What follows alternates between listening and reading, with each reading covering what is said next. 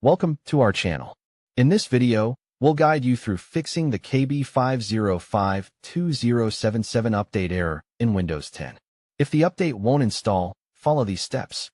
Step 1. Run the Windows Update Troubleshooter. Go to Settings, Update, and Security, Troubleshoot. Select Windows Update and click Run the Troubleshooter. Step 2. Clear Windows Update Cache. Press Win+R, type CMD, and press Ctrl+Shift+Enter. Run the following commands. pgsql, copyala, netstop-wazrf, netstop-bits, rin/c:\windows\softtw redistribution, softwaredistribution.old, netstart-wazrf, netstart-bits. Restart and try the update again. Step 3. Use DSM and SFC tools. Open Command Prompt as administrator. Run bash copyala dsm/online/cleanupimage/restore-health sfc/scan now. Restart your PC and try installing the update. Step 4. Manually install the update. Go to the Microsoft Update Catalog.